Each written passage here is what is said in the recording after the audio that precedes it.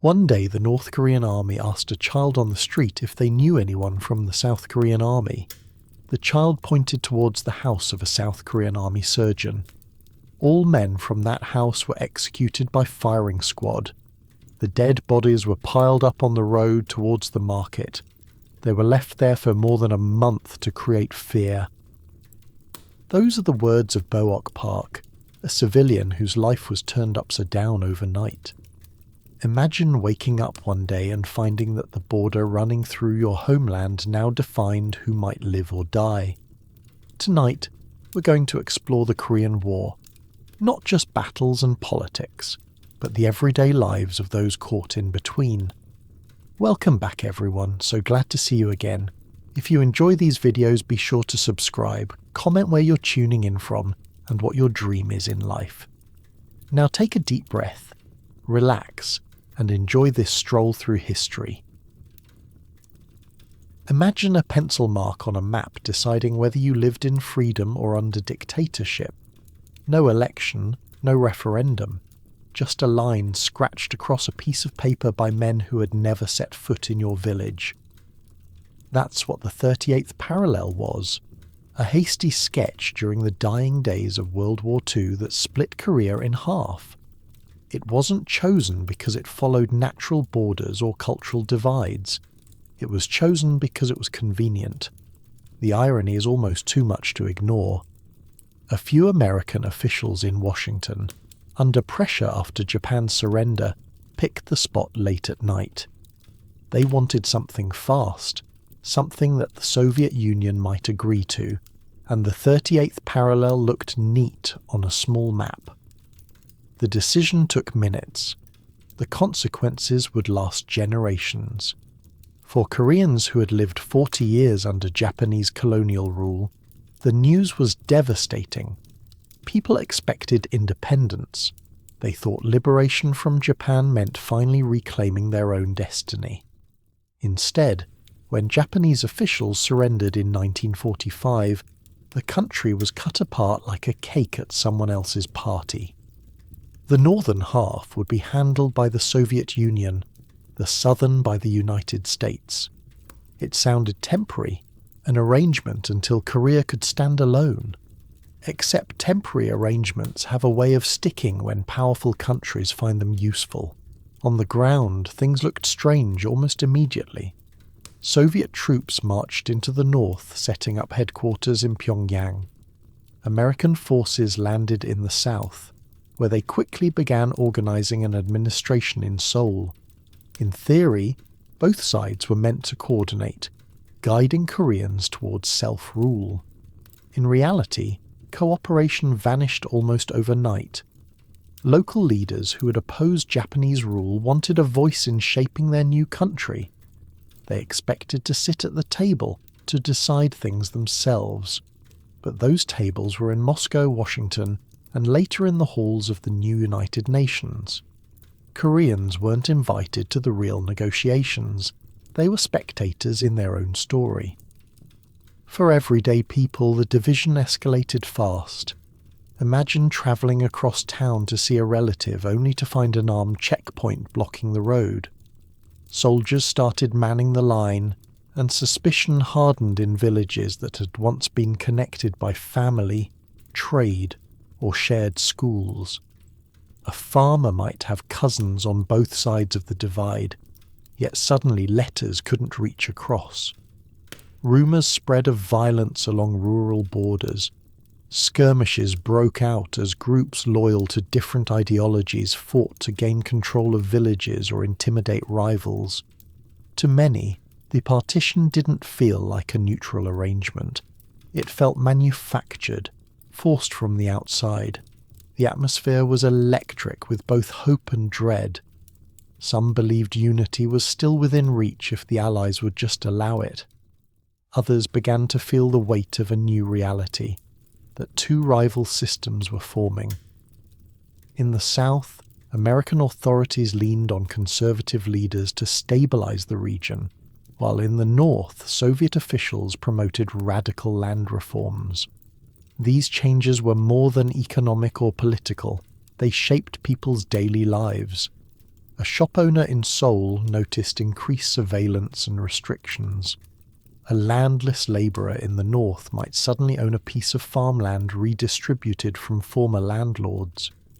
The divergence widened each month, and people saw with their own eyes how quickly a single line on a map could change destinies. Violence followed as surely as the sunrise. Guerrilla uprisings took hold in parts of the south where poverty was deepest. Left-leaning groups clashed with police forces backed by the US military government. In the north, communists rooted out opposition with a mix of promise and fear. Propaganda posters sprang up, telling you which side truly represented Korea's future.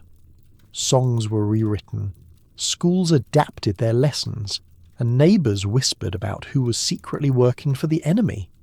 Mistrust set in, not just between north and south, but between next-door households.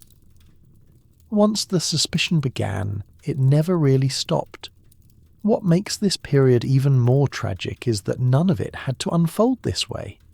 There was nothing inevitable about the 38th parallel. Korean nationalists had spent decades fighting for the chance to be independent. They had networks of activists, underground newspapers, even governments in exile that had argued in foreign capitals for a free Korea. All of that effort collapsed in the shadow of geopolitical convenience. The line wasn't natural, it wasn't agreed upon by Koreans, and it wasn't destined by history. It was manufactured, and once it existed, it became a magnet for instability. Checkpoints led to clashes fueled animosity, and soon the division hardened into a fact of life. You can picture it. A child in Seoul who grows up seeing foreign uniforms on every corner.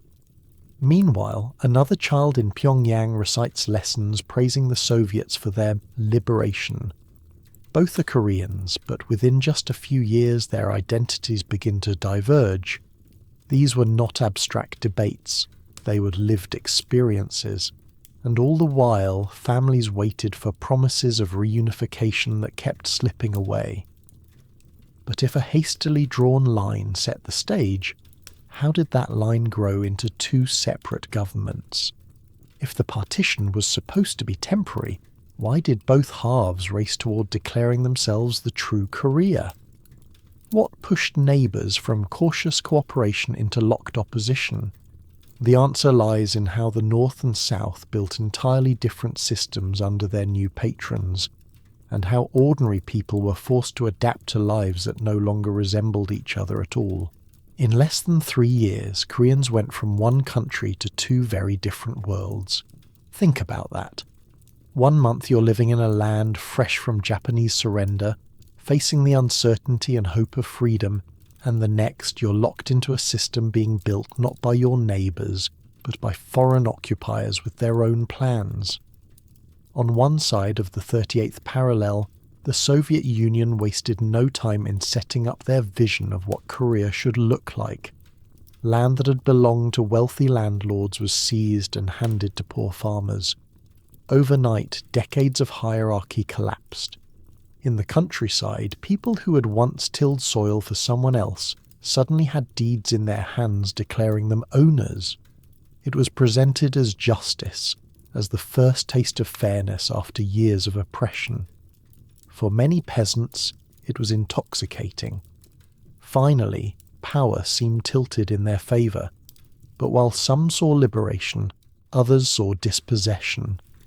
Families that had lived with landholding traditions lost everything in a matter of weeks.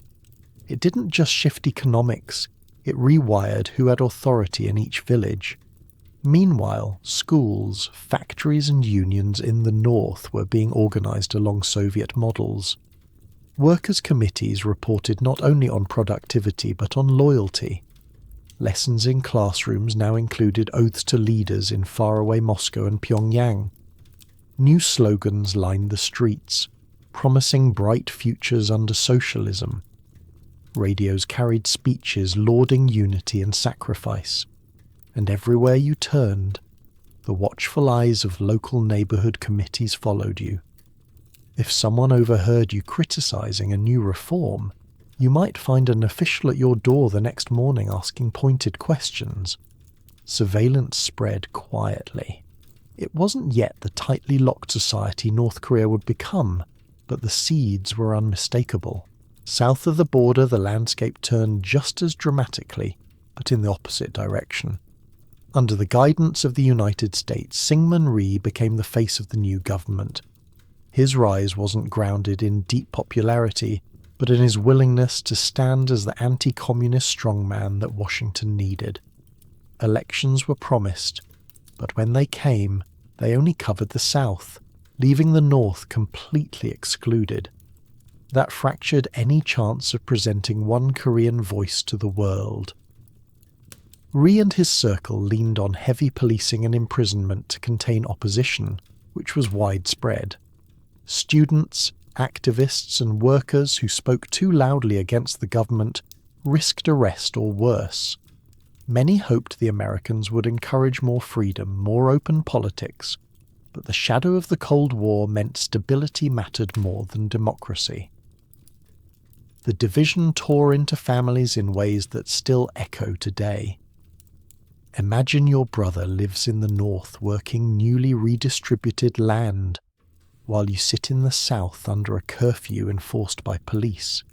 Letters stop arriving, phone lines go dead, even travelling between villages near the border becomes almost impossible. Rumours fly about what's actually happening across the line. Were the land reforms liberating, or were they a way to create loyalty to Moscow? Was the South's government representing the people, or was it just answering to Washington? Each side told its citizens stories that hardened perceptions. A child in the North recited poems praising revolution. A child in the South was told those same revolutionaries were dangerous criminals. Both grew up believing the other side was misguided at best, a mortal threat at worst. Living in these new careers meant adapting to new rules of survival. In the North, you might find yourself attending mandatory rallies.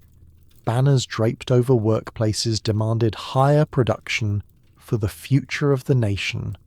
You learned quickly that voicing doubt could get you branded as unreliable. In the South, soldiers patrolled neighborhoods in the name of security. Demonstrations could be broken up with batons. Universities, supposed to be spaces for ideas, turned into hotbeds of suspicion where spies were rumored to be hiding. To be accused of sympathy with the other side was dangerous, often fatal. And the irony here is staggering. Ordinary people just wanted food, work, and peace. Yet every conversation, every casual remark, could be interpreted as political allegiance. The United Nations stepped in, proposing to broker unity. But in practice, what happened was far more divisive. The elections they endorsed in 1948 applied only to the South, further entrenching division. That's when the path really diverged. Kim Il-sung established the Democratic People's Republic of Korea in Pyongyang, declaring it the one true Korea. Rhee's Republic of Korea in Seoul made the exact same claim. Both stamped their authority, both raised flags, and both insisted the other was illegitimate. For ordinary Koreans, this wasn't just confusing, it was terrifying. Suddenly there wasn't one Korea anymore.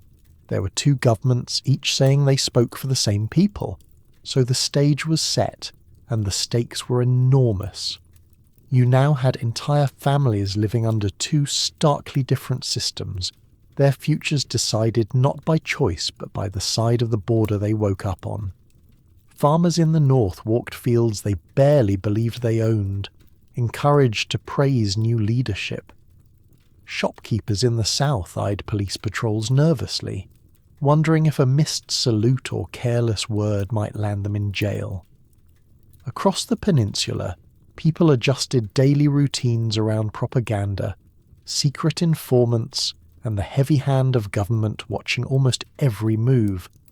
Suspicion didn't just sit on the edges, it lived in homes, on streets, in markets. You smiled, you nodded, you carried on, but always with a question at the back of your mind. Who could I trust? That's the bitter foundation everything else rested on. The split wasn't a silent line anymore. It had hardened into two rival states, each claiming to be the only legitimate Korea. From now on, every policy choice, every military move, and every international gesture carried that claim with it. This was no longer about temporary occupation zones. It was about identity, power, and survival.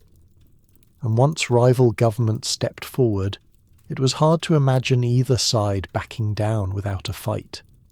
Politics alone couldn't contain the pressure that was building, and very soon the peninsula began preparing not for compromise, but for war. By 1950 it wasn't a question of if war would happen, but when. The peninsula was already restless, scarred by countless skirmishes along the border. Farmers heard gunfire in the hills. Villages whispered about raids that left bodies on both sides of the line. At night, soldiers moved like shadows while families huddled inside their homes, pretending they could shut out the noise. Both Koreas were openly preparing for confrontation, and the countdown had already begun. North Korea didn't just build an army, it built a machine. With Soviet advisors on the ground, Kim Il-sung shaped a force that could move fast and strike hard.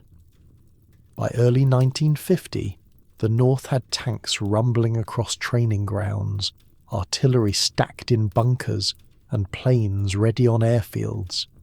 These weren't leftovers. They were fresh supplies sent with Moscow's blessing.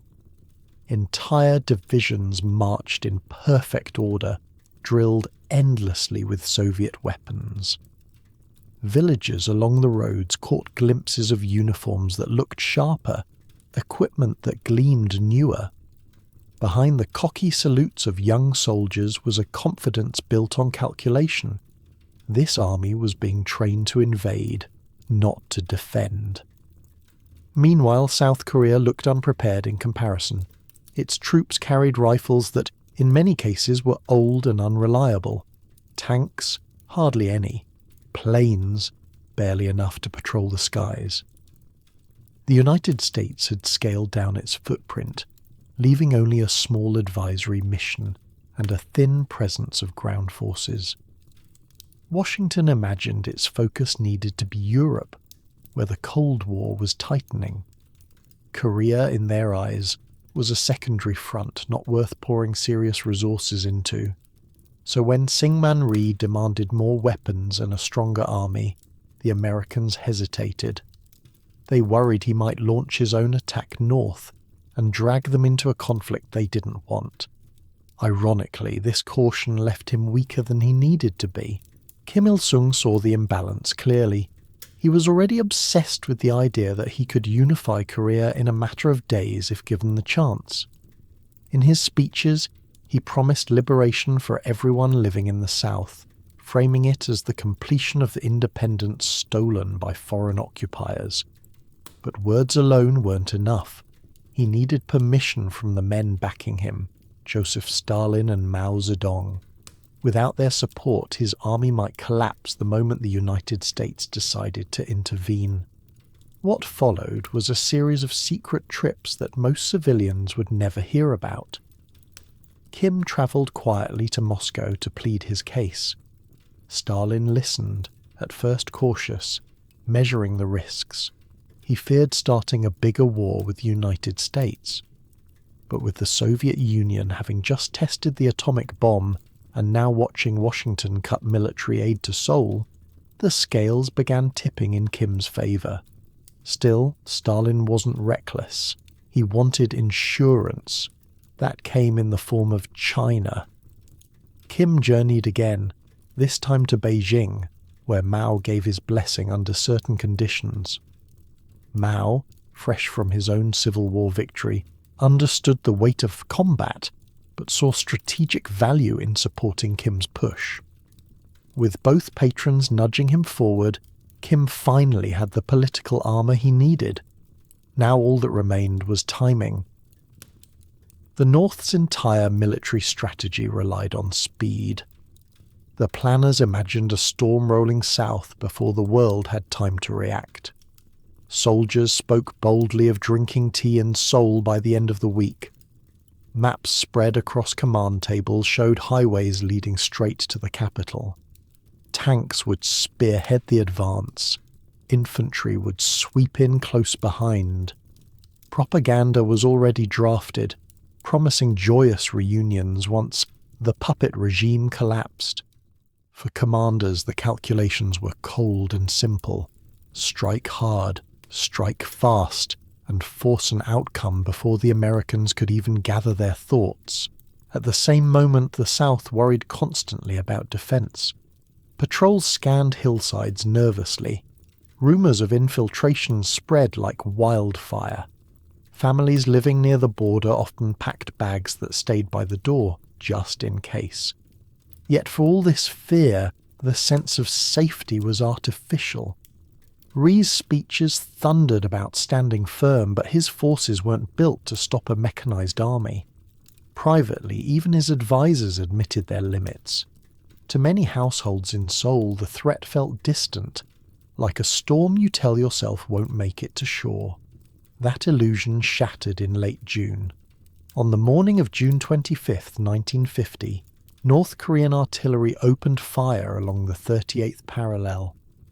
The barrage ripped into South Korean positions before soldiers even had time to grab their helmets. They weren't dealing with small hit-and-run raids anymore. This was a tidal wave. Tanks pushed across bridges, boots thundered down roads, and villages fell one after another.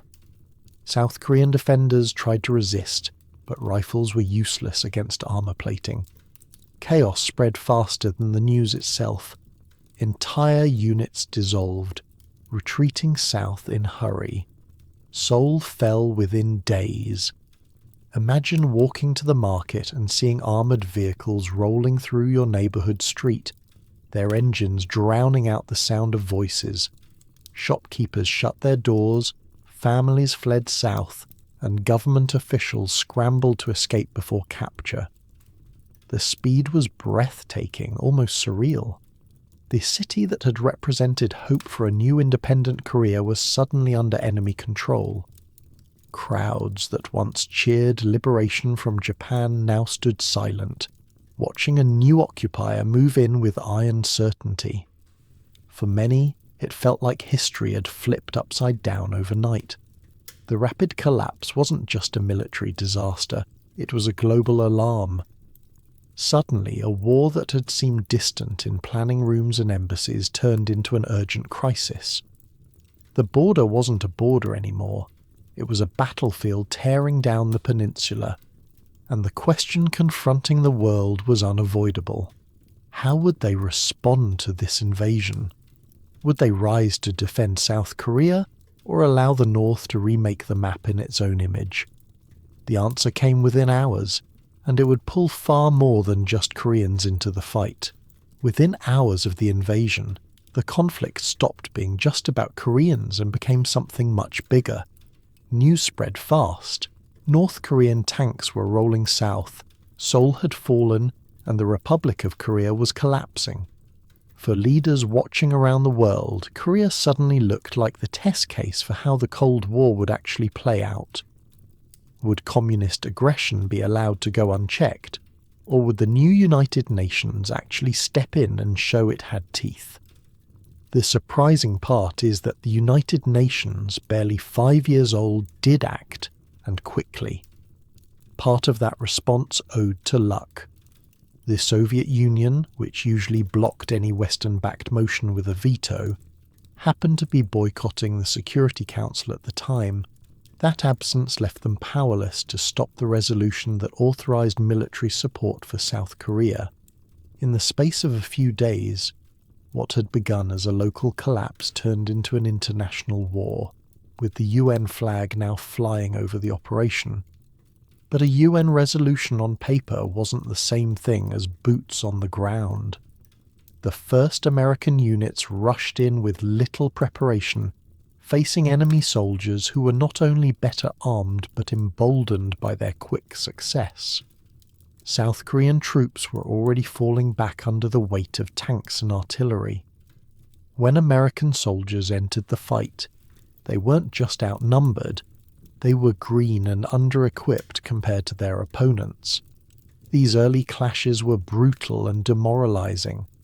Some units were cut apart almost immediately, while others retreated chaotically. By midsummer, the picture was grim. The North's army had pushed so deep that only a small corner of the peninsula still held out. That pocket became known as the Pusan Perimeter, a shrinking horseshoe of territory around the port city in the far southeast. Imagine tens of thousands of soldiers squeezed into that shrinking zone. South Koreans and Americans dug trenches along dusty ridges. Supply lines funneled into the harbour, men, weapons, even food arriving by sea. Behind them, civilians flooded the area, desperate for a patch of ground away from the advancing front. Streets in Pusan overflowed with refugees carrying what little they could salvage. The air stank of smoke, sweat, and fear. Everyone knew the line couldn't bend much further. If the perimeter cracked, there would be nowhere left to retreat. Standing there, watching the horizon, you would have felt like you were clutching the edge of a cliff while the ground kept crumbling away. For President Truman, the decision to hold Korea wasn't really about Korea at all. It was about credibility. He saw the invasion not just as a regional issue, but as a test of American resolve everywhere. If the United States failed to back South Korea, allies in Europe or Asia might doubt US commitments. At the same time, the Soviets might push harder in places like Germany or Turkey if they thought Washington wouldn't risk a fight. In Truman's mind, Korea mattered because it symbolized the larger Cold War. The gamble was clear: defend South Korea, and you set a line that couldn't be crossed. Lose, and every alliance would look weaker. On the ground, the gamble translated into brutal fighting. American troops held ridges under pounding artillery. South Korean forces staged desperate counterattacks even when short on ammunition. Casualties were high, morale was shaky, and the summer heat made everything worse. Soldiers marched ankle-deep in dust that clung to their uniforms and seeped into their water canteens. Night raids by North Korean forces kept men from sleeping, while ammunition had to be rationed carefully. Machine gunners counted every belt of rounds like they were gold. Even the smallest stretch of land, a single hill, a thin line of road, became worth dying over because losing it might unlock the road to Pusan itself. And it wasn't just Americans and South Koreans trapped in that shrinking pocket. By August, reinforcements arrived from countries that had little direct stake in Korea but saw the war as linked to global stability. British regiments brought their discipline, Australian troops added fresh energy, and even smaller countries like Turkey sent loyal contingents. For many of these soldiers, Korea was their first taste of Asian terrain, and the learning curve was steep. Language barriers, new climates, and different tactics all mixed into the chaos. But the fact that they were there at all showed how unusual the moment was. During the Cold War, the world was already splitting, yet in Korea, the United Nations actually managed to act together, at least in part. Still, cooperation didn't mean victory. The North Korean advance pressed harder with every week, narrowing the perimeter until it looked ready to burst. Soldiers on the ground traded dark predictions. Some thought they would have to be evacuated at night like a second Dunkirk. Others doubted there was even time for that, and in those tight corridors of trenches and bunkers, men saw fresh replacements arriving one day, only to watch them carried off on stretchers the next. War became not a grand cause, but survival from sunrise to sunrise. Food ran thin, Boots wore out, and bodies gave in to exhaustion. The perimeter felt less like a defence line and more like a last-ditch cage. The tension kept building until desperation forced leaders to consider something almost reckless. General Douglas MacArthur, the commander of UN forces, argued that simply holding the line wasn't enough. A sudden strike was the only way to turn the tide. His idea sounded absurd to many. Launch an amphibious landing far to the north at a place called Incheon, a harbour infamous for its massive tides and mud flats. Success there would cut off North Korean supply lines and break their momentum. Failure could doom the entire mission. Plenty of voices warned against it. But with Pusan barely hanging on, the choice came down to one daring gamble. Korea looked doomed without a bold plan, and Incheon was exactly that. As pressure mounted around Pusan, soldiers in the perimeter dug in and waited. Above their heads, the larger strategy shifted. Maps spread out in headquarters marked a target hundreds of miles away. If the landing worked, the whole balance of the war could flip overnight. If it didn't, there might not be any fight left to save. And that is where the story turns next. A dangerous harbour, impossible conditions, and one of the boldest manoeuvres in modern military history. A harbour with massive tides, dangerous shallows and tight deadlines. Incheon seemed impossible for an invasion.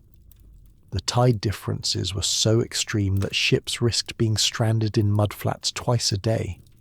The channels were narrow, the approaches risky, and the city itself sat behind seawalls that would have to be scaled under enemy fire. Any reasonable general looked at Incheon and said, "Absolutely not." Which is exactly why Douglas MacArthur insisted it was the only place that would work. If you were a soldier hearing this plan, you probably thought your commander had lost his mind. But the logic was simple. Because Incheon seemed absurd, the North Koreans would never expect it. So let's lay out the plan. The idea was to land amphibious forces at Incheon, slice through the peninsula, and cut off the North Korean army that had been hammering at the Pusan perimeter. Rather than just pushing back along the front line, MacArthur wanted to jump behind enemy positions and choke off their supplies. It wasn't just risky, it was calendar-driven. If the invasion didn't happen in September, the weather would make it impossible until spring. That meant everything had to come together with clockwork precision. Soldiers, tanks, landing craft, naval bombardments, all needed to align in one coordinated strike. Failure meant losing not only the battle, but possibly the entire war. Here's the kicker. Most of his own generals didn't believe it could succeed. At planning meetings, senior officers listed problem after problem. Ships could easily run aground. The tides would box them in. The mudflats would stall landing craft if the timing slipped even a little. Even if troops made it to shore, there was the wall, 60 feet high in some places, that had to be climbed while enemy guns were aimed straight down. Many whispered that sending thousands of men to that harbour was the same as throwing them into the sea. Yet MacArthur brushed it all aside, famously confident in his instinct. He argued that the very impossibility of Incheon was the guarantee of its success. Now picture the terrain itself. If you arrived too early, you'd find yourself staring at 2 miles of sucking mud. Too late, and the tide rose so dramatically that landing craft couldn't line up with the seawalls. The amphibious assault had a window of only a few hours. Soldiers packed into cramped boats, waiting for the green light, knowing they had one shot to get ashore. The water reeked of salt and smoke from hours of naval bombardment. The ramps dropped, men splashed into the shallows, and the assault began. Instead of chaos, they found something shocking, almost no resistance. The North Koreans hadn't fortified Incheon because they thought no one would ever try such madness. Their defences were thin, a scattering of troops caught by surprise. The bombardment stunned what forces were there, and by the time UN soldiers stormed the seawalls, resistance crumbled faster than expected. Units pushed inland quickly, securing key intersections. Within hours, the momentum shifted. What had looked like a suicide mission turned into a breakthrough. Incheon was captured with speed that stunned both north and south, and suddenly, the supply lines feeding the North Korean army in the south were cut like severed arteries. From Incheon the path to Seoul opened, and the capital became the next prize. Fighting was fierce, street by street, house by house, but the determination was unmatched. South Korean flags started appearing in shattered windows even before official declarations of liberation. Civilian crowds risked sniper fire to wave at advancing soldiers. By late September, Seoul was back in UN hands. Symbolically, this wasn't just a recaptured city, it was the restored heart of the Republic of Korea. For the North Koreans, everything unravelled. Their army, once surging confidently toward complete victory, found itself retreating in disorder, scrambling to get north before being cut off entirely. In the span of just weeks, the war's balance flipped on its head. The North Koreans had gone from besieging the entire south to running desperately back across the 38th parallel. Soldiers who had marched into villages boasting of unification now trudged north battered and broken. UN forces pushed behind them, retaking town after town. For families who had evacuated to the south, the rush back toward northern homes began. It was chaotic, emotional, and for many, temporary, because the war was far from over. Still, at this moment, it looked like MacArthur's gamble had not only saved South Korea, but set up the possibility of reunifying the peninsula under the south. And here's where tension returned. Incheon had changed everything, but it also awakened ambition. Instead of stopping at the 38th parallel, MacArthur and UN leaders chose to press further north, determined to end the war on their own terms. Soldiers advanced past the line that had once been the border, moving into territory few thought they would ever see. Every new mile carried the temptation of total victory. Why stop at halfway when the enemy was in full retreat? But every new mile also carried a risk nobody seemed ready to admit. Beyond the Yalu River, watching silently, was a force far larger than the North Koreans, and it was about to make its presence known. Incheon proved that sometimes one calculated risk can swing the course of an entire war. From desperation at Pusan to triumph in Seoul, the gamble worked almost too well.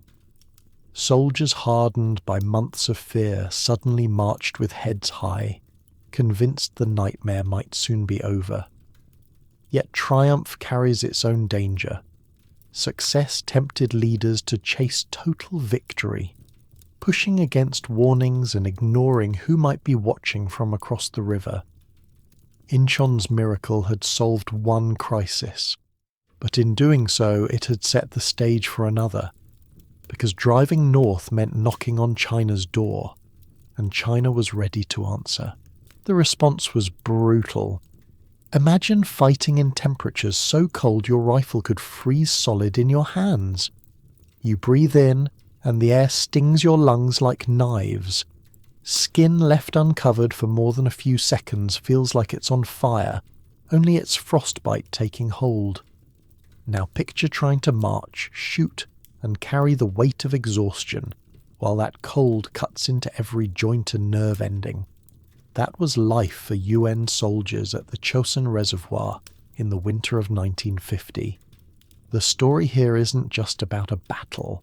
It's about staying alive in conditions where nature and enemy together tried to erase you.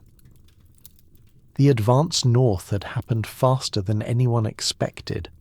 From Incheon to Seoul, momentum had carried UN forces deep into North Korea, pressing toward the Yalu River, the final barrier before China. Commanders told men the war might be over by Christmas. Families back home read headlines about imminent victory. But beneath that optimism, something was brewing. China had been watching silently as armies pushed closer to its border. Huge contingents of Chinese troops moved quietly across mountain trails at night, hiding by day, blending into the terrain. The Americans didn't know it yet, but they were marching straight into a trap. In November, the silence broke.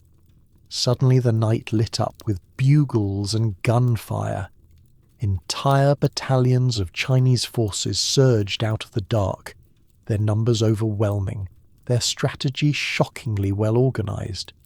UN troops went from steady advance to desperate defense in hours. Communication broke down as snowy winds muffled sound and radios failed in the cold.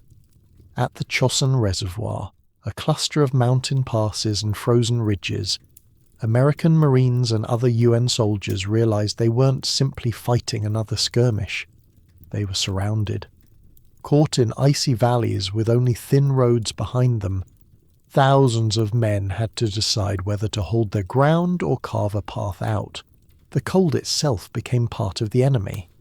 Men woke to find canteens filled with chunks of ice, boots hardened into stiff shells covered in frost, rifles jammed as metal parts froze together. Even morphine syringes froze solid, making pain relief almost useless. Food wasn't much better. Rations turned to blocks too hard to chew, so soldiers broke teeth gnawing at them raw. Every step in the deep snow dragged at already weak limbs. Frostbite wasn't rare, it was everywhere. Fingers blackened, noses and ears hardened before anyone realized they were gone. The sound of gunfire mixed with the groans of men who couldn't feel their hands well enough to pull a trigger. Chinese strategy revolved around night attacks.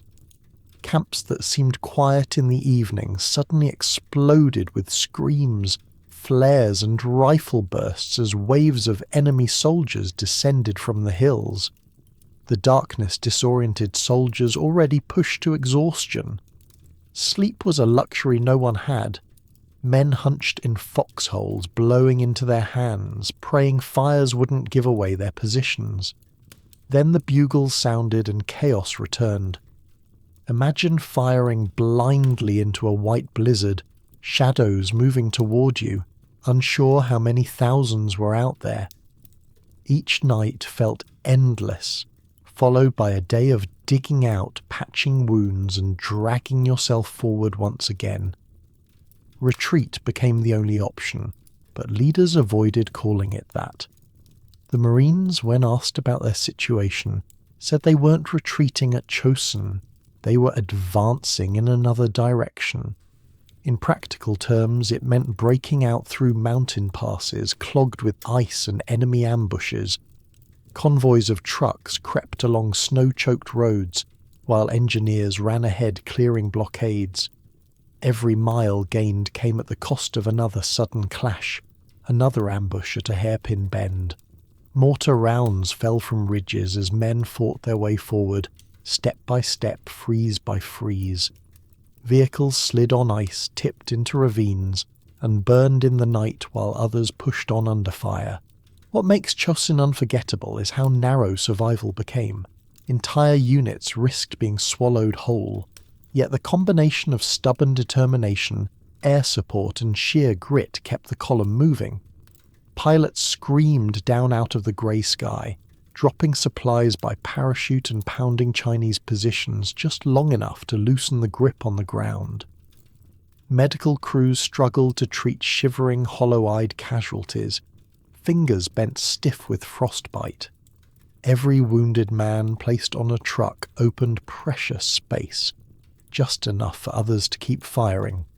Through mountains and valleys the retreat stretched for nearly 2 weeks, 70 long miles of fighting withdrawal under constant fire. By the time troops reached the safety of Hungnam port, they were battered almost beyond recognition. Frostbite cases filled hospitals. Columns of gaunt faces told the story of hunger and exhaustion, but they hadn't been destroyed. Against overwhelming odds, UN forces had escaped encirclement with their wounded and thousands of refugees tagging along. Chosin didn't end in victory, but it didn't end in annihilation either, and that mattered. For the soldiers who limped away from the reservoir, the fact that they survived at all became its own kind of triumph. The Battle of Chosin Reservoir turned into legend, remembered not for taking ground but for refusing to collapse, even when the world gave way beneath frozen boots. It showed how thin the line is between survival and disaster when winter itself is working against you. Yet as men warmed their bodies near Hungnam, they knew something had shifted forever. The war wouldn't be over by Christmas. The Chinese were in, the North Koreans were revived, and the dream of quick unification had died in the snow. What followed wasn't fast, blazing advances anymore. It turned into years of grinding stalemate, hilltop battles, trenches, and endless negotiations under the shadow of barbed wire. From that frozen corner of North Korea, the war entered a new and brutal phase. Thousands of men died over barren hilltops most people can't even name. Names like Porkchop Hill, Heartbreak Ridge, or Old Baldy only mattered to the men who bled there, because after months of fighting, the world barely remembered them. If you stood on one of those hills in 1952, you wouldn't see anything worth the effort. No cities, no farms, no factories, just mud, rock, and the shattered wood from trees torn apart by shelling. But possession of a single hill could sway the negotiations happening miles away at Panmunjom, so Commander sent waves of soldiers to die for the highest point on maps most civilians would never even see. By 1951, the war had frozen in place. Front lines settled near the same 38th parallel that had started the conflict, and there wasn't going to be another Incheon or Chosin. Instead, both sides settled into trench networks and bunkers that stretched across the landscape. If you walked those lines, you might have thought you were back in World War I. Barbed wire, sandbags, and dugouts that smelled of damp wool and stale smoke. Battles weren't about capturing cities or highways anymore. They were about grabbing that hilltop or that ridge, or even that one stretch of ground where the view gave even a small advantage with artillery. Men fought and died for months to gain control of peaks with romantic-sounding names like Heartbreak Ridge. The name wasn't poetic. It came from the reality of losing entire companies for a hilltop already soaked in the blood of their friends the week before. Take Porkchop Hill as another example. Soldiers were ordered up the slopes knowing full well the artillery would pound them into the ground the second they broke cover. The stench of blood mixed with cordite. Mud clung to their boots, sucking men down as if the earth itself was trying to hold them in place. Hours of fighting for a few hundred yards only to give it back weeks later. That was life in the stalemate. The futility of it weighed on soldiers more heavily than the enemy. Picture yourself crouched in a bunker, mud dripping through cracks overhead, listening to the endless whistle of incoming shells. You can't escape the pounding, not even when you try to sleep. The shells don't stop for your exhaustion. At night you crawl out, man a foxhole and wait. Tracer rounds cut the darkness, and the few seconds you stick your helmet above the dirt might be your last. Rain turns trenches into ditches filled with brown water that soaks uniforms through to the skin. The lucky ones rotate back for a few days of half rest in rear areas, washing mud from their socks only to replace them with another set that will be ruined by the time they reach the front again. Old Baldy was another of these hills. Its name suggested humour, maybe a joke about the barren rocks, but to the men fighting there it was misery. Imagine climbing a slope under machine gun fire in the middle of night assaults. Each step takes you closer to enemy trenches, but each step also pushes your lungs to the point of collapse. You're thirsty, but the canteen water tastes like metal, and you know you can't pause to drink. Then you're in the wire, climbing over obstacles, fighting hand to hand with men who are just as cold and desperate on the other side. At best, you take the hill and hunker down in mud-filled holes, waiting for the inevitable counterattack. At worst, you stumble down again with fewer men than you started. The deadlock didn't mean there was no progress at all. Technology carved out new spaces where survival against odds suddenly felt possible. Helicopters, which had been experimental before, now buzzed overhead carrying the wounded out of battle in minutes instead of hours.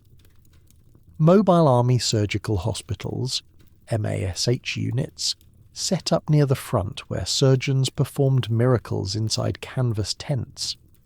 Men who might have bled to death in earlier wars found themselves alive, though often scarred, because of quick evacuation and medical improvisation. Even as the war ground on without clear victories, the ability to save lives in those grim conditions became one of the few points of pride forward units could cling to. The soldiers themselves carried a growing sense of bitterness. They weren't fighting decisive battles anymore.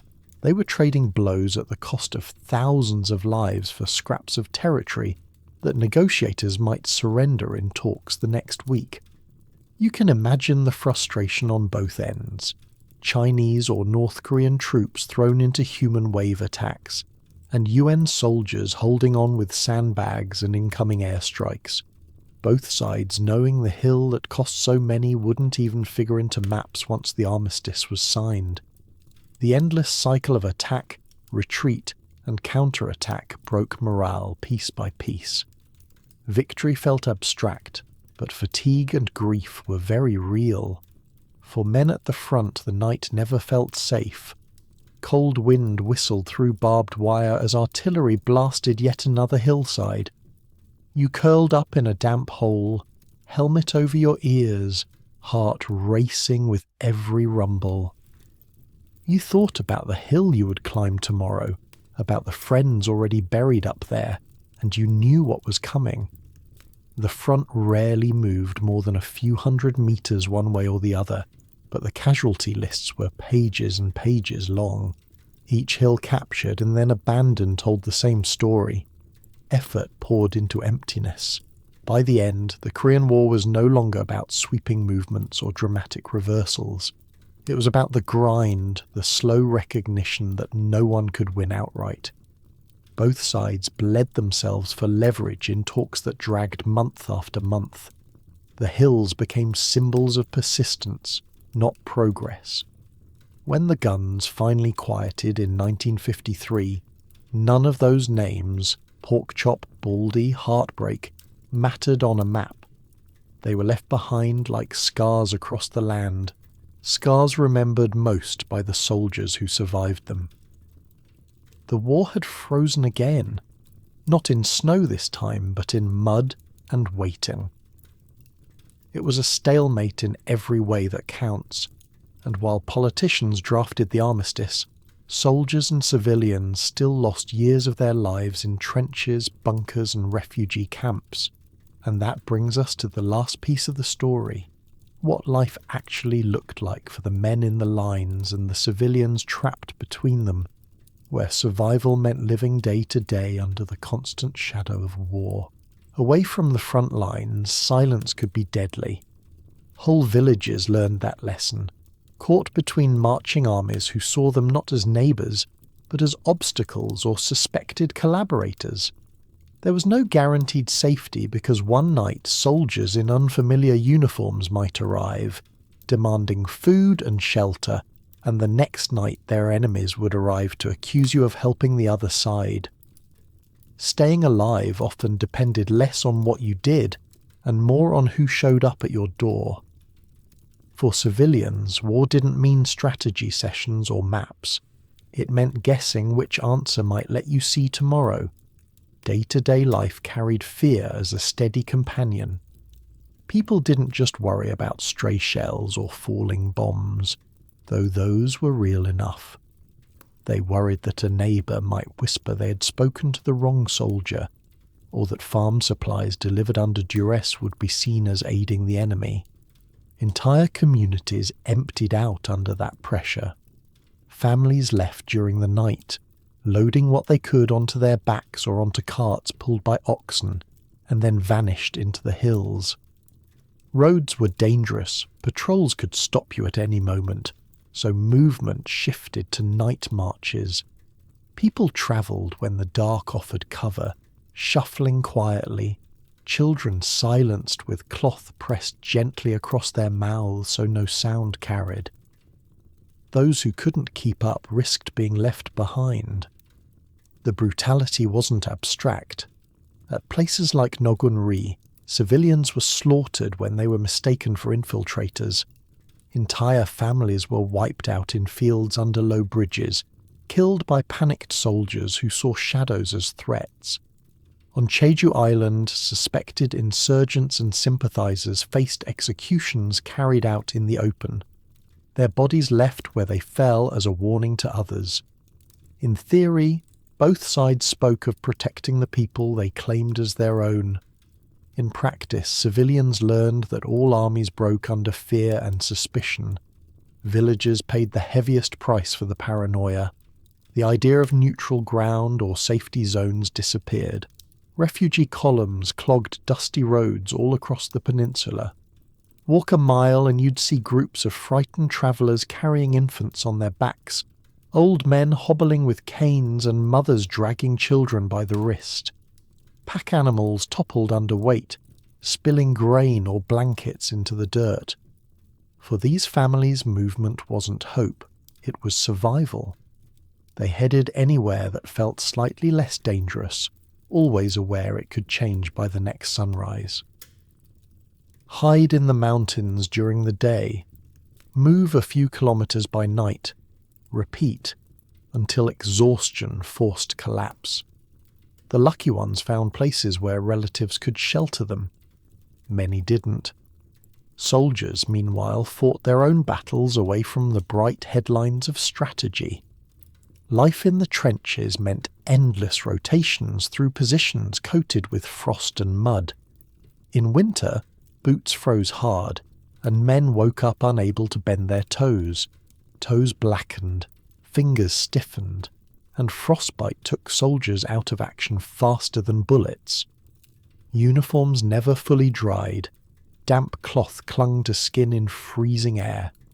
Exhaustion was so constant that men fell asleep in foxholes during bombardments, waking suddenly not sure if they were alive or dead. Nights seemed to drag forever, with the same routine of watch duty, scanning barbed wire while your eyelids sagged. And still the whistle of a mortar, the thud of artillery, or the sudden call to arms could jerk you up, sending you sprinting on legs that no longer wanted to work. One of the few lifelines in that misery came from medical units. The war introduced mobile army surgical hospitals, known as MASH, and these changed survival rates dramatically. Wounded soldiers who might once have died from delay were now evacuated quickly, sometimes by helicopter, which was a new form of rescue in combat. Surgeons worked non-stop under canvas covers, often in freezing conditions, their hands moving as fast as possible because they knew time was the enemy.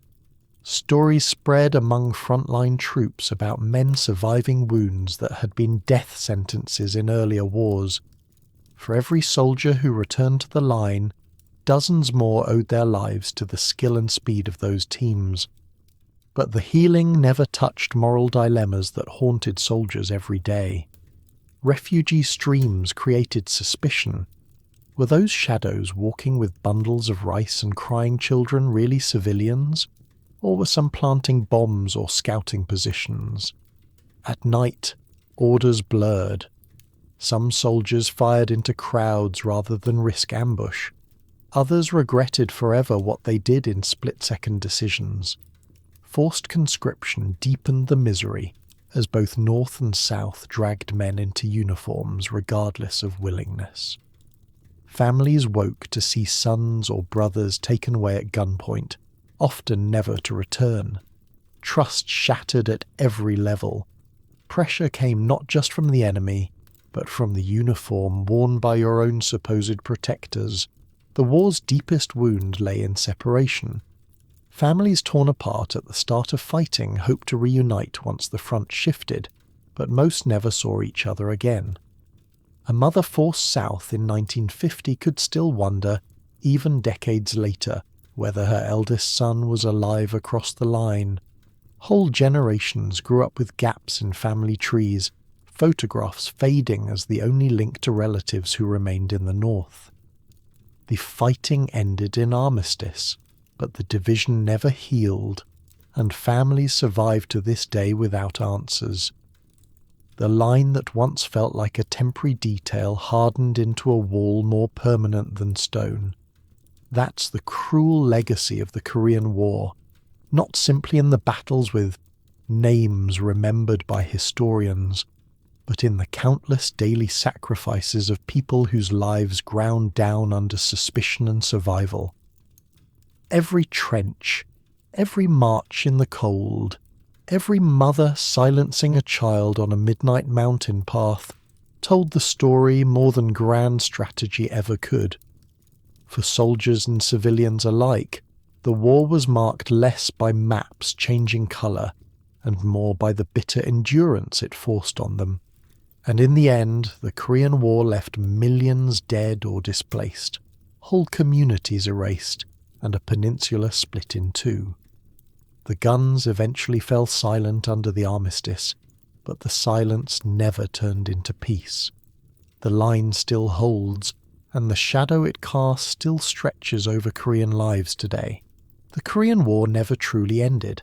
It stopped mid-chapter, sealed by an armistice that froze the peninsula in place. One nation, split in two, living under the weight of a line first drawn as a convenience on a map. It's easy to think of it as ancient history, but the division still shapes every headline that drifts out of Korea today. When powerful countries draw borders, it's ordinary people who pay the cost. So the next time you hear about tensions on the Korean peninsula, remember, it isn't just politics, it's lives still bent by choices made long ago. Thank you so much for listening, everyone. I hope you enjoyed this stroll through history. Remember to leave a like if you enjoy what I do here. I bid you farewell and wish you a pleasant trip on your way to Dreamland.